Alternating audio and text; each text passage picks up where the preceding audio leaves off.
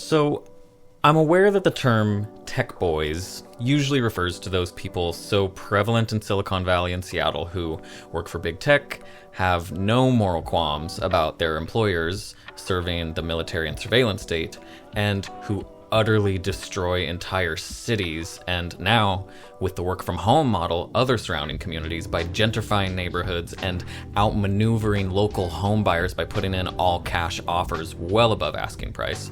These creatures are worthy of disdain and the ire of class warfare. But since I don't think I've ever actually met one of these people, what do they even look like?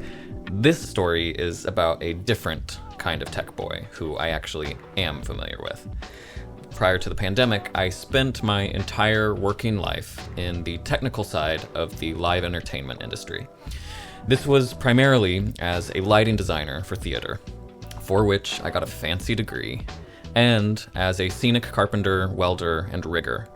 But more generally, I worked as a jack-of-all-trades event technician. And these are the people who set up and run the sound and lighting equipment for all the live shows you see. They handle costume and makeup changes for performers, they repair the props, they build the sets, they fly the scenery, they ride the tour bus from city to city. Some are unionized and some are not. Often, they're just scraping by. I want to talk to and about theater people. You see, theater people love the smell of their own shit.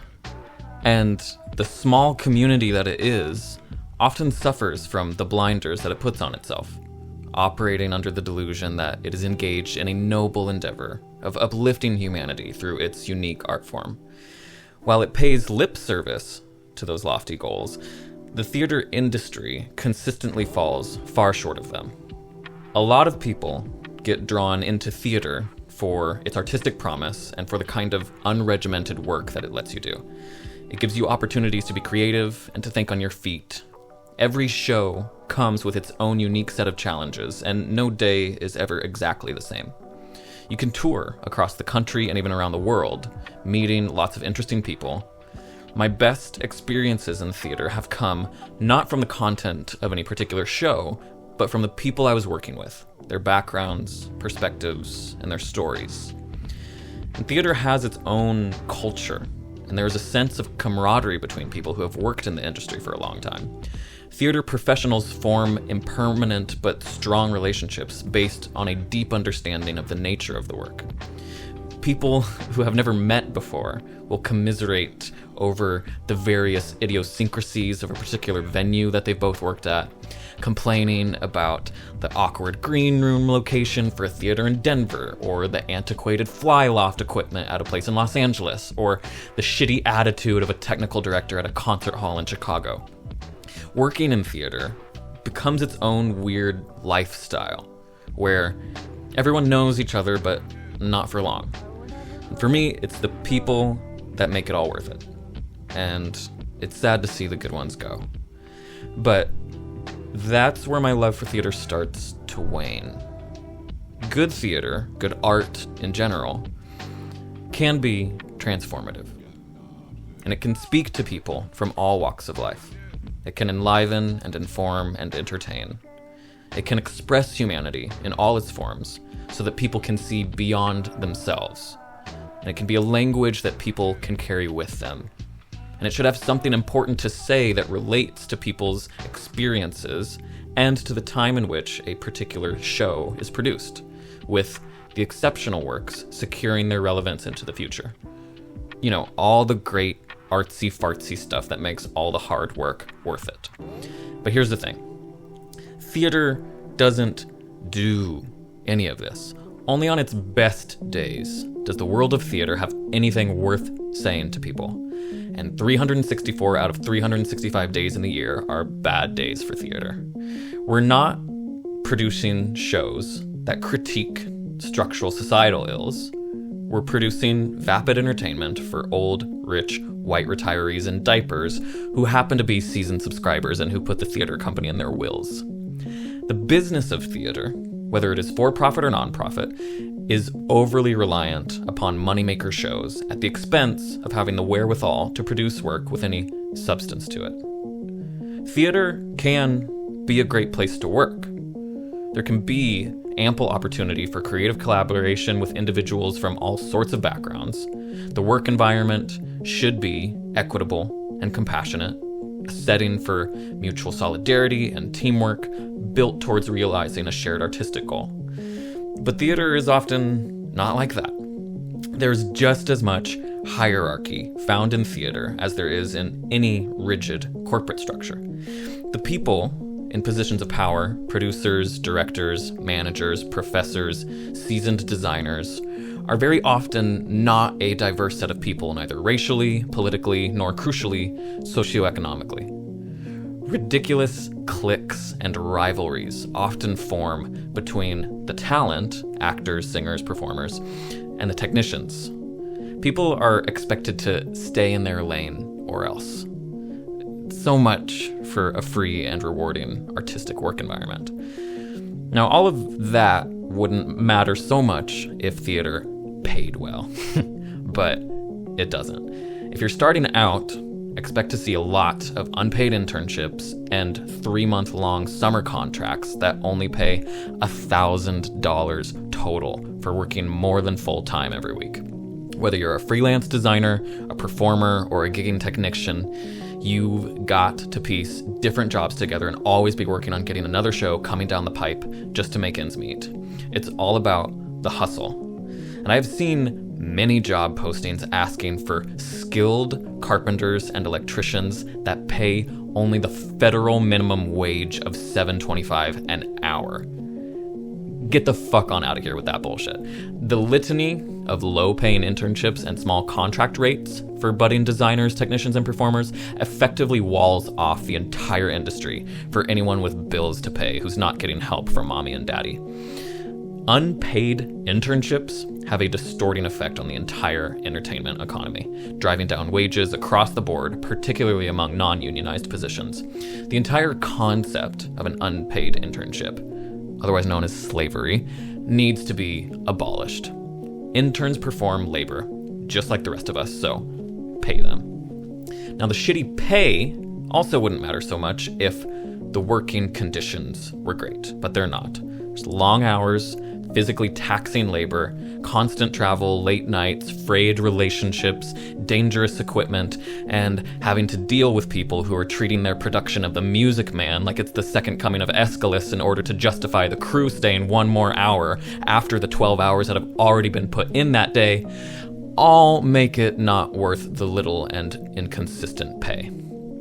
As Josh Lohr, a fellow technician, writes in Current Affairs about the entertainment industry, he says, quote, "From Hollywood to the music industry, theater to video games, the people who make your entertainment do physically grueling work for exceedingly long hours, and the rate of burnout is high. The usual response to any complaints about working conditions is that our industry is glamorous, and that the sheer excitement of working in entertainment must surely offset any negative impacts. This mindset keeps us working such long hours that we can't be present for birthdays, weddings, funerals, and other major life events because the show must go on, right?" Unquote. Theater also relegates certain kinds of shows to obscurity. If you want to keep making money, then it is wise not to give stage time to certain voices. Simply put, regardless of whether it is for-profit or non-profit, theater is largely a business, attended by all of the constraints that go with running a business. It relies upon pricey tickets, the support of rich donors, and on producing mass appeal spectacle. The playwright, Karen Malpede, in Chris Hedges' book, Death of the Liberal Class, explains what happens when theater becomes dependent on profit. She says, quote, "Without government support for funding innovation and the non-commercial, the theater began to institutionalize and to censor itself.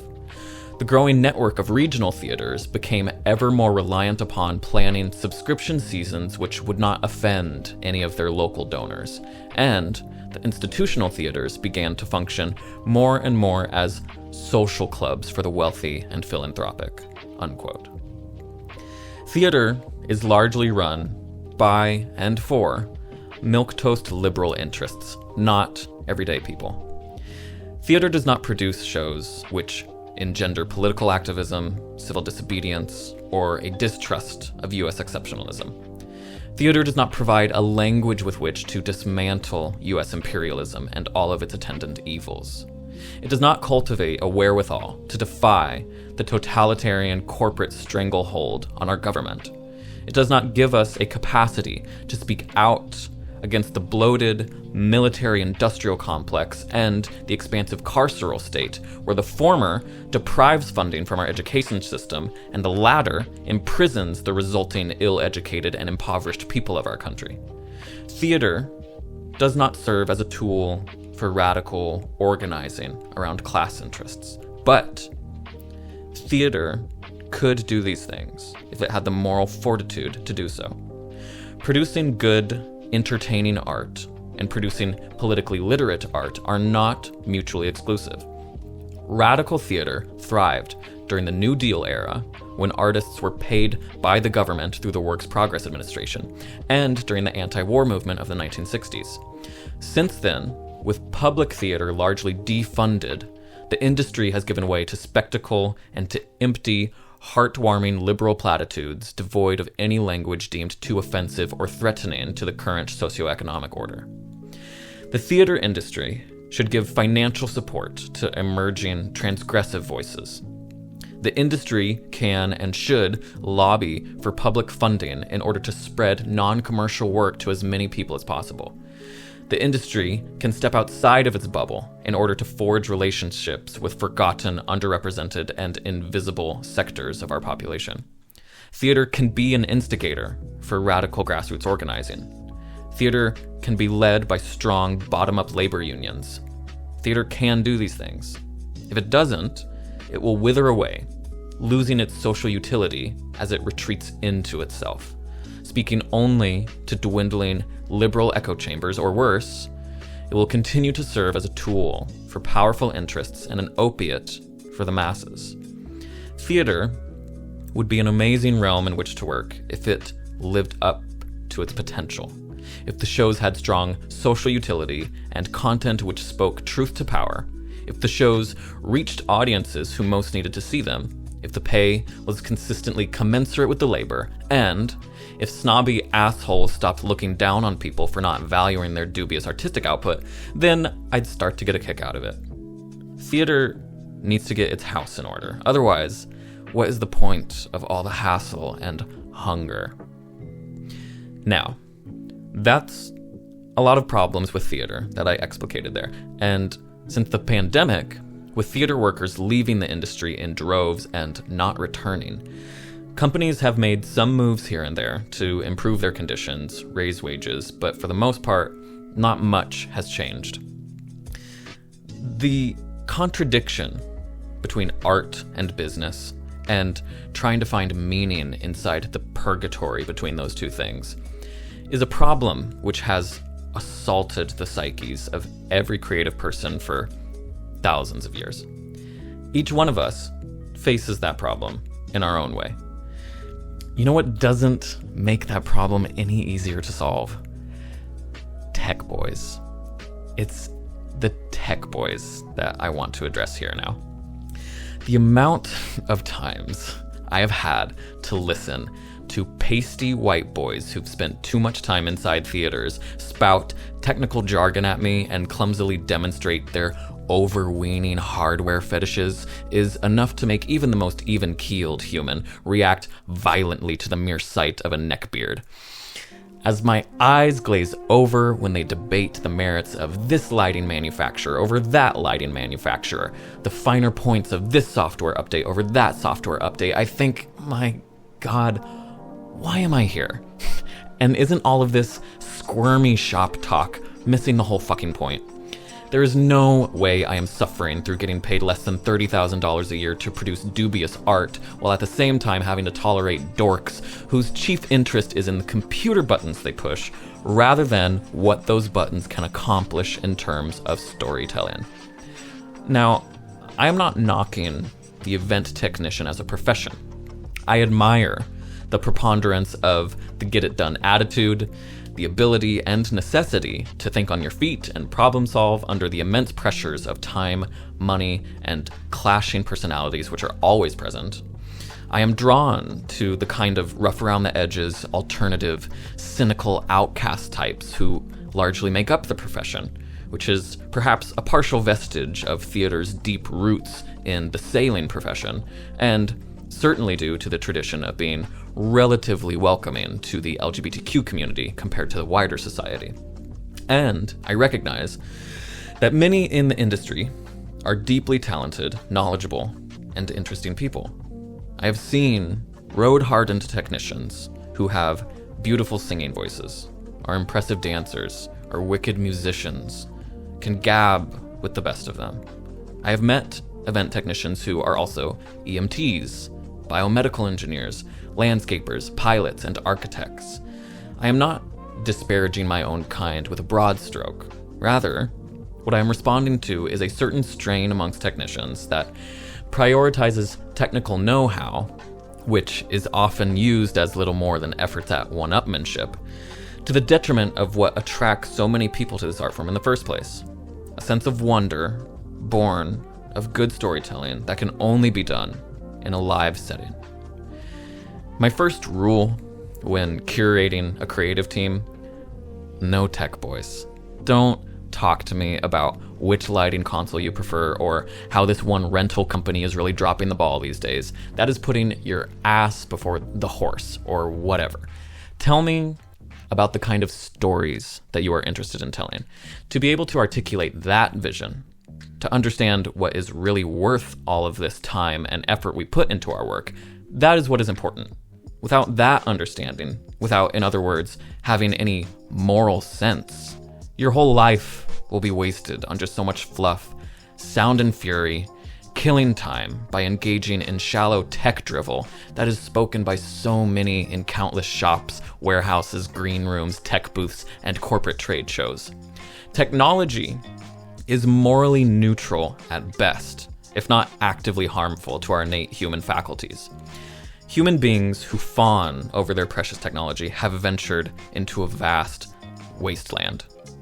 Now, my detestation for the undue focus on the technical aspects of the performing arts is not, at the same time, arguing for a reverse fetishization of the art itself.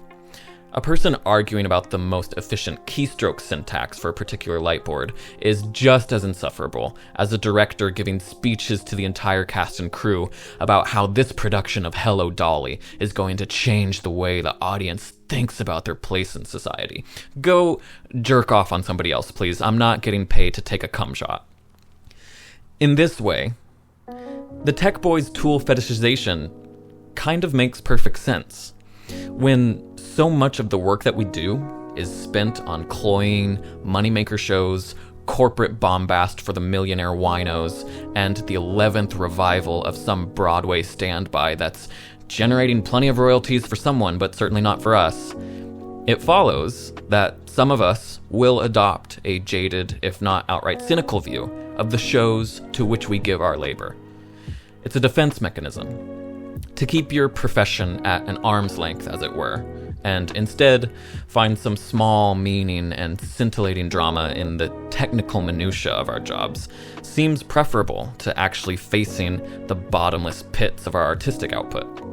Yeah, the shows suck, the pay isn't great, the hours are long, but at least you get to play with cool toys, and you can meet a lot of interesting professors. Fuck that nonsense. I call that behavior an escapism, which merely perpetuates the shitty shows we're tasked with. If all this profession has to offer its workers is setting up stages for the benefit of the donor class, then I wash my hands of it. But I do think it can be something more, something substantial with real stakes and a story worth telling, while at the same time providing for the livelihoods of the artists. Don't work for snobs. Don't work for shit money. For God's sake, join or form a goddamn union and be ready and willing to strike. And chiefly, demand better stories. All the rest is air. The things we fetishize are mere tools in accomplishing the fraught and immensely rewarding feat of storytelling. So get out there and make me feel something, tech boys. Besides boredom, that is.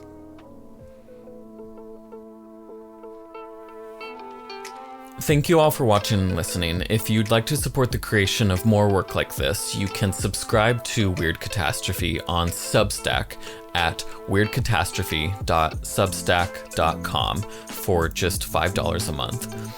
Thank you.